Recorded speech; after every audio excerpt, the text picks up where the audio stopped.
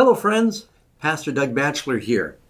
One of the questions that we get more than any other this time of year is, should a Christian celebrate Christmas? And so I'm going to take just a few minutes and address this very quickly. First of all, there's nothing in the Bible that tells us that Jesus was born the 25th of December.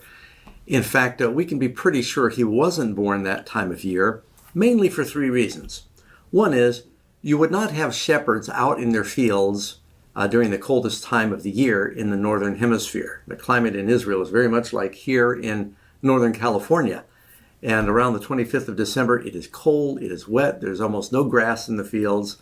And so that's one thing. Another thing is the Caesar would not have issued a tax requiring people to travel the coldest and darkest time of the year to their place of origin so that they could be registered and ultimately pay more taxes. They usually do that when there was crops in the fields. It just was a lot more practical.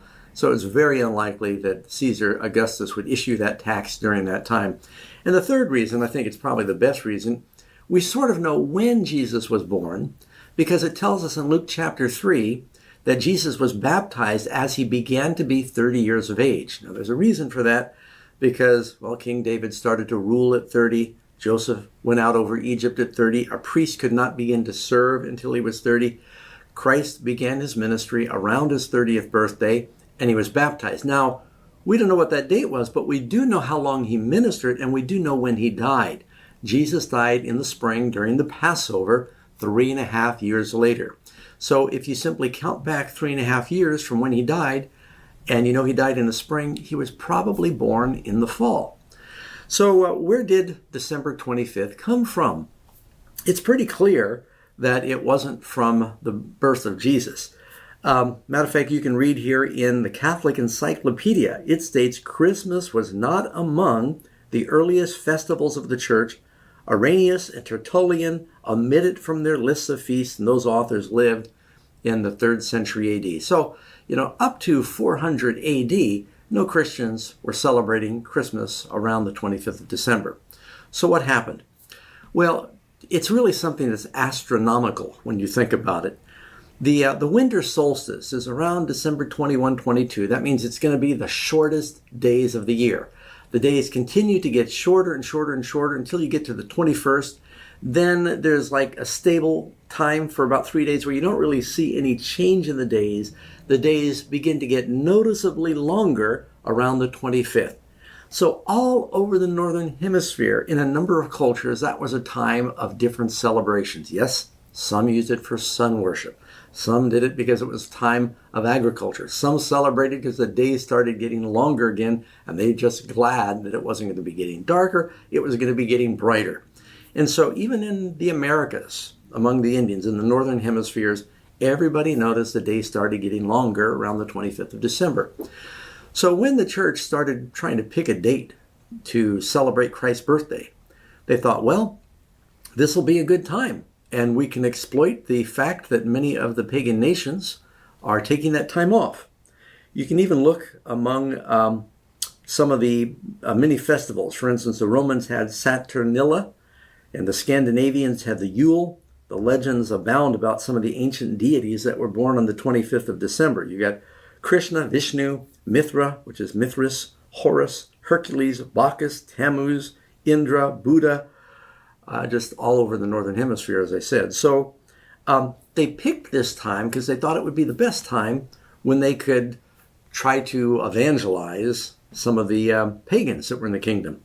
Now, I don't think that's the best reason to pick a date. I do sort of understand it. For example, if I'm going to China and I'm doing an evangelistic meeting, we always look at their calendar to find out when can I do a meeting when they will not be working and be able to come. And suppose that all of the Chinese were taking off the week of Buddha's birthday because it's a holiday. That'd be a great time for me to do an evangelistic meeting because they're not preoccupied and they could come. So I could exploit that time to reach the pagans. And, Paul uses this principle in 1 Corinthians chapter 9. He said, "For though I am free," this is 1 Corinthians 9:19, "for though I am free from all men, I've made myself a servant to all that I might win the more. And to the Jews I became as a Jew, that I might win the Jews. And to those who are under the law, as under the law, that I might win those who are under the law. To those who are without law, as without law, not being without the law towards God, but under the law towards Christ, that I might win those who are without law. Meaning, I do what I can to accommodate the Jews, to reach the Jews. I do what I can to accommodate the Gentiles, to reach the Gentiles, but I don't break God's law. That's the principle. And he said, to the weak I became as weak, that I might win the weak. I have become all things to all men, that I might by some means save some. And so there's a principle that as far as possible, Christians should try to take advantage of whatever local cultures might be to reach them, as long as it does not require sacrificing a biblical principle. Now, Christians should not be involved in the pagan trappings of Christmas. Santa Claus is not real. We shouldn't be making a deal about reindeer and burning Yule logs. Now, someone's going to ask about the Christmas tree. People often go to Jeremiah chapter 10, and they read this passage. It begins in verse 2.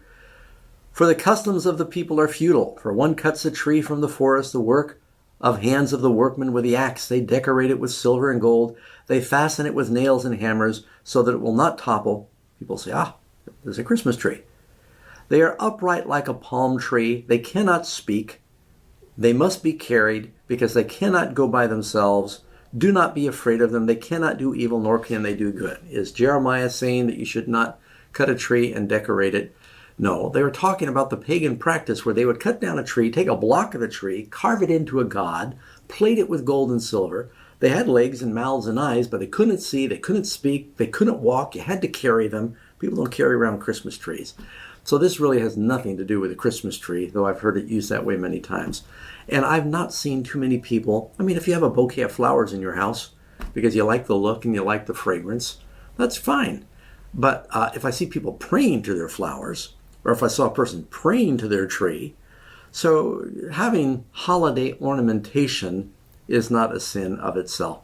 Now, in our church here in Granite Bay, we typically don't put up a Christmas tree. There would not be anything morally wrong with that, but there's a principle in the Bible.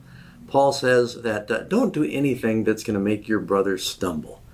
And for example, he said, if eating meat sacrificed to an idol, even if it's a clean type of meat, is going to make your brother stumble, then don't do it.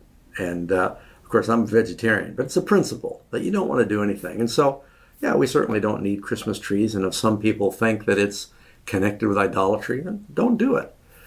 So when it comes to should a Christian celebrate Christmas, obviously we should stay away from the things that are pagan. But if the world is talking about the birth of Christ, and if the birth of Christ and the incarnation is a biblical subject, if there is a good time for us to expand on that, to enhance that teaching, by all means, do it then. Thanksgiving is a great time of year for Christians to enhance the biblical teaching, to focus on, to expand on the biblical teaching of gratitude and praise.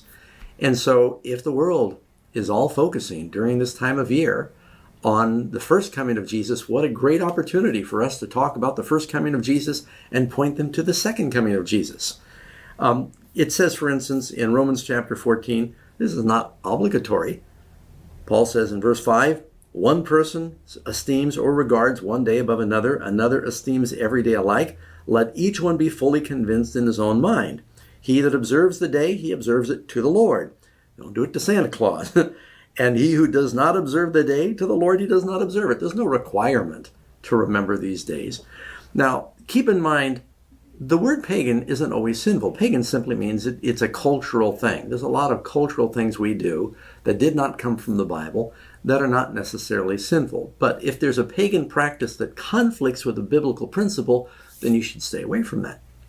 And so, anyway, well, with that background, friends, I hope it helps a little bit. You just pray, and, anything that's not of faith, don't do it.